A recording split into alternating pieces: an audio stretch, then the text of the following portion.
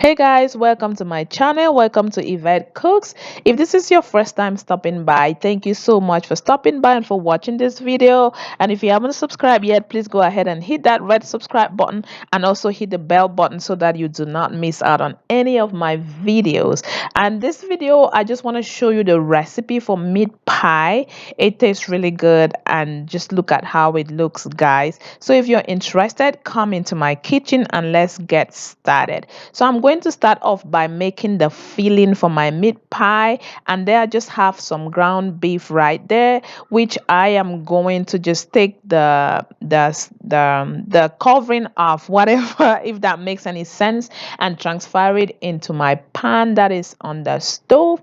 And I'm turning my stove off up to medium, on to medium, and so that it doesn't burn, so that it cooks slowly and nicely. And I'm just breaking that meat in there so that it can cook really well. Then I'm gonna go ahead and add some salt. I'm just adding a half a teaspoon of pink Himalayan salt. You can use any salt of your choice. And the next thing I'm adding is just some oregano. You can use any herbs in your kitchen, guys. I always say that when you are cooking, make this recipe your own, or any recipe of your own, by just adding all the herbs or spices or seasonings that you have in your kitchen so that the recipe becomes your recipe. So the next thing I'm adding right now is chicken broth powder. I love chicken broth powder because it gives a really good flavor to my cooking. If you haven't noticed that, I use it like in every single one of my recipes because I cook with it every day. So I'm just making sure that I cook and mix those very well so that all of everything is nicely coated in my seasonings. And I'm adding black pepper. I love black pepper as well. I put it in almost everything. And the next thing I'm adding is dry garlic powder. So you can, all of the spices and all of these herbs that I'm adding are completely optional. You make it your recipe, guys, and add anything you want. So the next thing I'm adding is just chopped onions. I'm using this white onions. You can use green onions too, or red onions, and any quantity of your choice.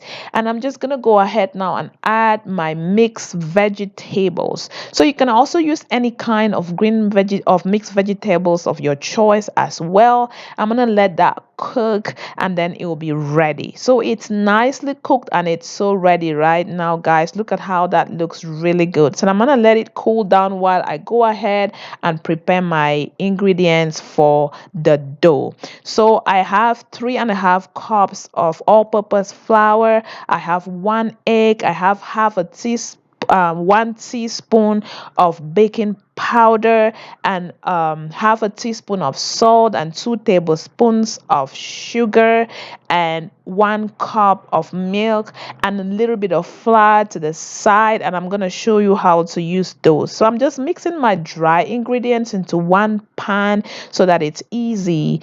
Yeah, I like doing it that way. So I'm gonna go ahead now and mix my wet ingredients. I'm just transferring my butter. So I'm using half a cup of all of unsalted butter.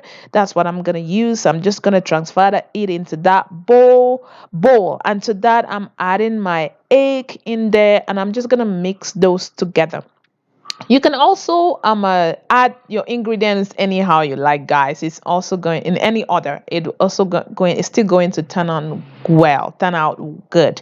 So I am just adding. I added my milk. You can also substitute milk with water. So if you don't have milk, go ahead and use water.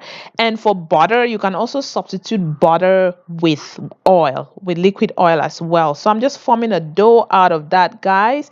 And there is my dough. It's not nicely mixed yet. It just came together. So I'm just cleaning my surface really good so that I can transfer my dough on that surface and knead it. So I'm going to use some of that flour and then just sprinkle it on my surface so that I'm able to knead very nicely. So I'm just going to knead my dough into a smooth consistency. So when it comes to mixing your dough, guys, for this recipe, you don't need to knead it too much. You just want to knead it until it forms a smooth consistency. Then I'm going to go ahead now and separate it into smaller pieces or quantity or whatever you choose to call it, based on the size of the meat pie that I want. So if you want it bigger, definitely separate it into bigger pieces, but I'm making like a patty size one. So that's why I'm taking like very small. I'm separating into like smaller parts. So I'm just going to roll that dough into a round shape, make it as round as possible as I can get, so that it can form like perfect small sizes. So once I roll that, I use a small bowl to kind of make sure that I have a perfectly round shape, guys. But honestly, if I'm doing this just at home for myself and my family, I don't care about how round or how perfect it looks. But for the sake of the video, of this video, I'm just showing you how to get the perfectly round shape so that all of your meat pies have the same size and the same shape. So I'm adding my filling in there as well, and add as much filling or as less as you want, and just make sure you seal really nicely, otherwise it's gonna open when you put it in the oven or you put it in the oil if you choose to fry. So I'm also going to use a fork and make sure that I seal it well, and also gives it like a beautiful appearance. Look at how that looks, guys.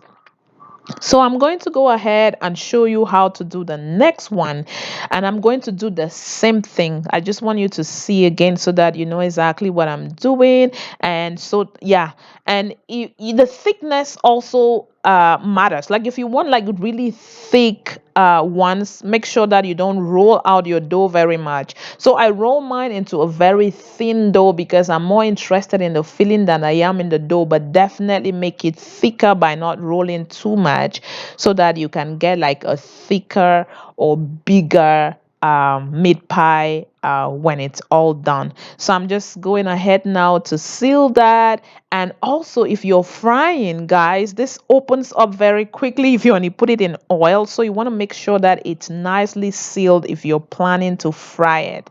And just seal that with a fork, and look at how that looks, guys. So I'm gonna go ahead and just do the same thing with the rest of it, then I'll come back and show you. So here's the finished product, guys. Not quite finished, right?